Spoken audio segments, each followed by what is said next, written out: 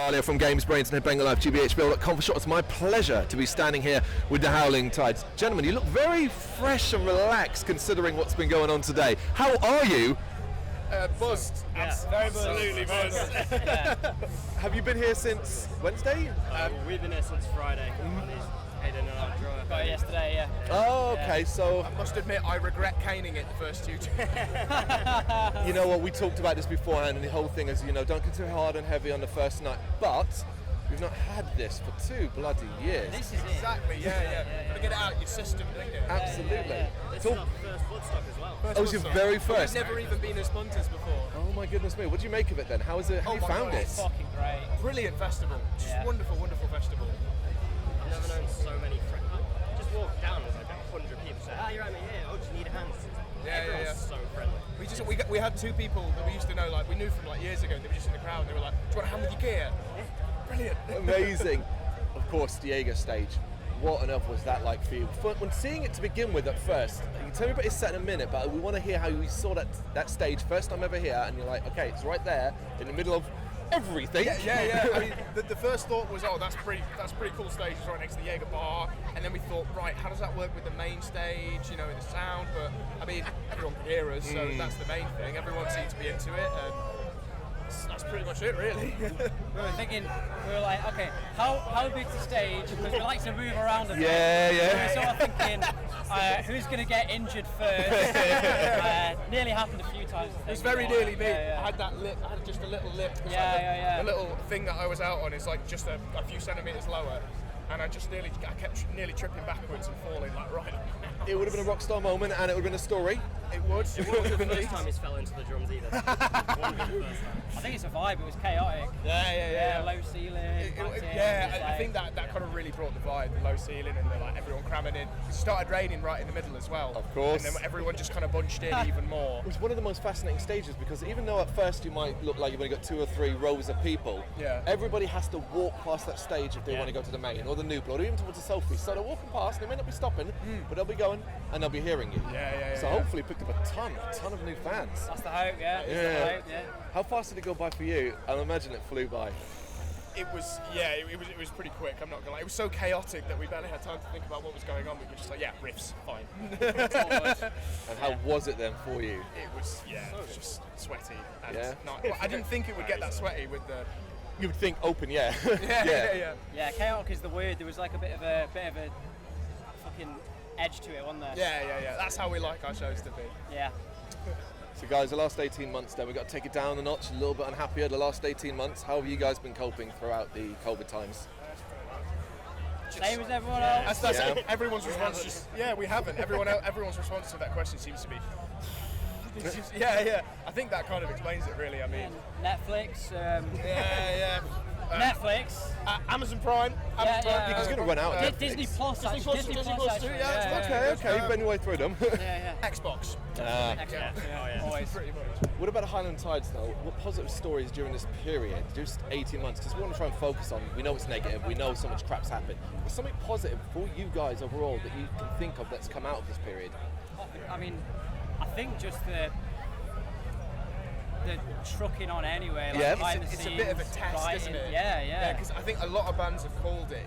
It's very sad. Like a lot of the bands, not all of them, obviously. A lot of bands that we know have called it over COVID. And it's very, very sad. And just to kind of keep going and get practicing when you can, and booking gigs when they feel like a million years off is difficult.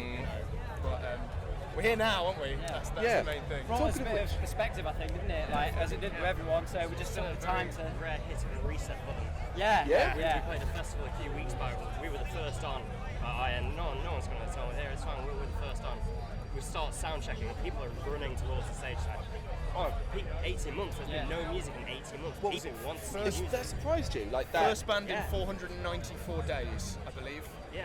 At Stillhouse Festival in Wales. Obviously not French. We just took the time to recharge a bit. We actually didn't do anything for a couple of months, just sort of when it first started. Just writing and keeping under the radar. And took the opportunity to get back to it, didn't we? And now we're releasing new stuff. We've got a whole plan in place. We're just really trying hard to come out of it swinging. So that's what we're doing. Ian, when Bloodstock came calling, however it was, an email, text and stuff like that, do you remember what that what your response was, what you thought, and how you felt. I was in my kitchen, and I think my flatmate was in the other room, and I was just sat on the sofa. And I remember receiving the email. I was like, oh, I just got Gmail and email. And literally, the headline was Bloodstock Festival, Jaeger stage, or something like that. Yeah. And I was like, ah! My flatmate came in, and he was like, are you okay?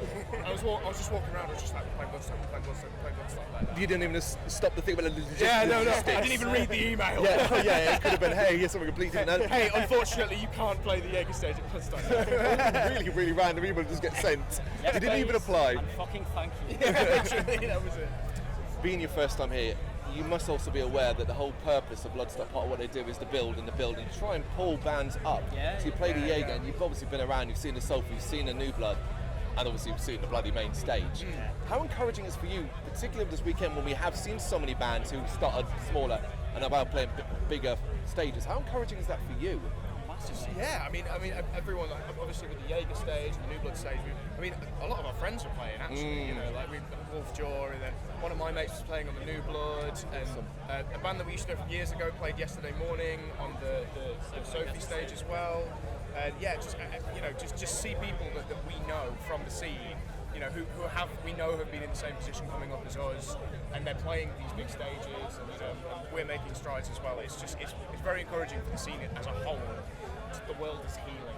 The world is healing. We can hope so. Talking of which then, Howling Tides going forward, this is momentum. Now what comes next? Next Friday. Next Friday. We are dropping the opening track from our set. We are releasing a music video for it, and releasing it out on Spotify and all of the usual platforms. And first new music in 3 years. 3 years. Gonna wait. Would have been much sooner because of COVID, but very, very happy to be releasing something. Powering through with it. Yeah. What Tour about next year? Festivals lined up, all that sort of good stuff. Yeah. Oh, you've got all this stuff lined up, yeah? Yeah, it's all lined up. It's all Excellent. like in the diary. So yeah. And tour with Ricky Warwick on Fighting Arts next year, March. Absolutely cannot wait. A couple of those little festivals that haven't been announced yet. Okay. It's very, very exciting and sounds incredibly busy, which, as you say, is overdue. Thank you very much for watching. You can check us out on gbhbl.com as well as on Facebook, Instagram, Twitter and Tumblr. Go to Patreon to help us out over there. That's patreon.com/gbhbl, as well as Big Cartel, where you can find some of our merchandise. We have a podcast running on SoundCloud and Apple Podcasts. And of course, if you like this video, do us a favour, hit the subscribe button and help the channel grow. Games, horror and heavy metal. What else is life for?